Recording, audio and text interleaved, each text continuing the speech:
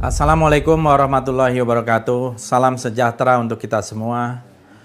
Beberapa hari ini kita diributkan oleh berbagai persoalan yang terkait dengan protokol kesehatan.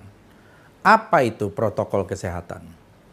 Kita tidak pernah mendengar sebelumnya yang disebut protokol kesehatan yang terangkum di dalam undang-undang. Memang ada undang-undang tentang karantina kesehatan.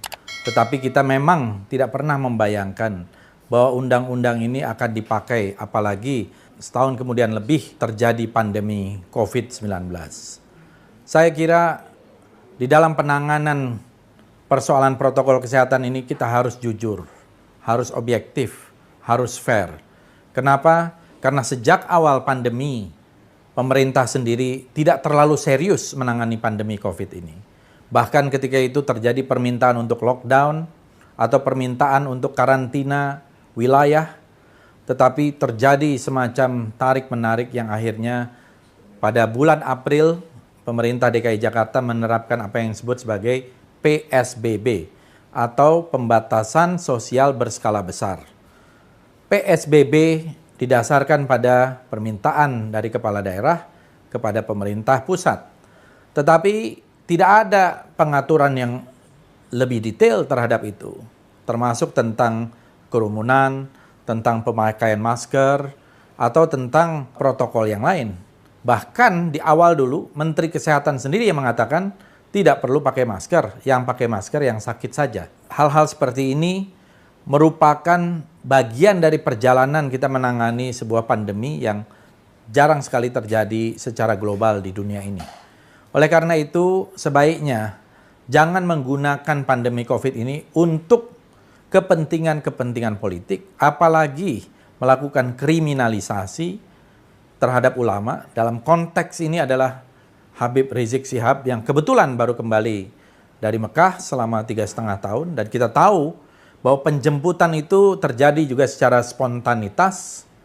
Ya, mereka ingin menjemput dadakan. Kemudian juga kita tidak ketahui jumlahnya. Begitu juga dengan terjadinya Maulid Nabi di berbagai daerah yang sekarang ini memang sedang diperingati atau sedang dirayakan sebagai bentuk kecintaan kita kepada Rasulullah Nabi besar Muhammad Sallallahu Alaihi Wasallam.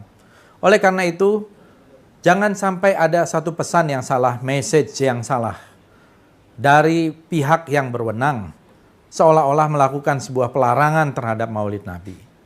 Seolah-olah melakukan pelarangan terhadap penjemputan Habib Rizik atau kegiatan-kegiatan lain. Yang ada adalah justru bagaimana pemerintah dan aparat yang berwenang memberikan fasilitas yang tetap sesuai dengan koridor dari protokol kesehatan ini, sehingga tidak ada pihak-pihak yang dirugikan.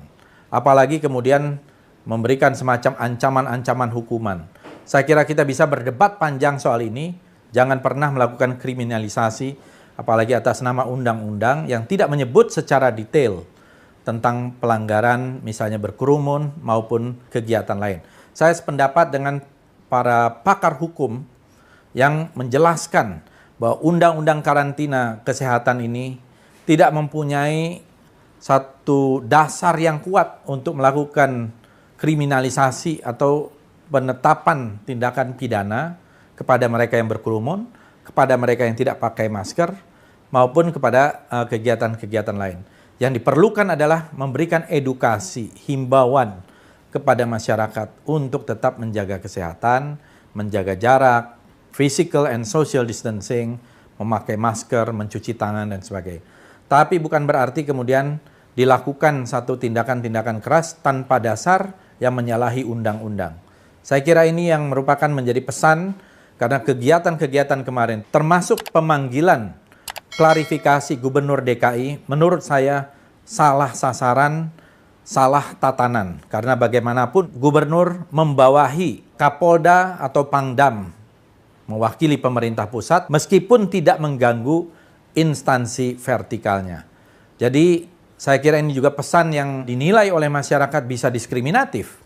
Karena terjadi di Jawa Barat, terjadi di Jawa Tengah, apalagi di musim pilkada seperti sekarang ini, kerumunan perkumpulan orang-orang untuk tujuan apapun banyak sekali, tetapi penindakannya tidak boleh tebang pilih sesuai selera, apalagi didasari oleh kebencian.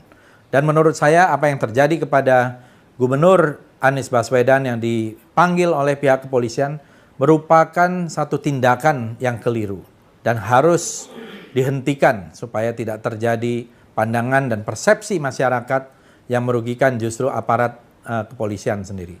Terima kasih. Wassalamualaikum warahmatullahi wabarakatuh.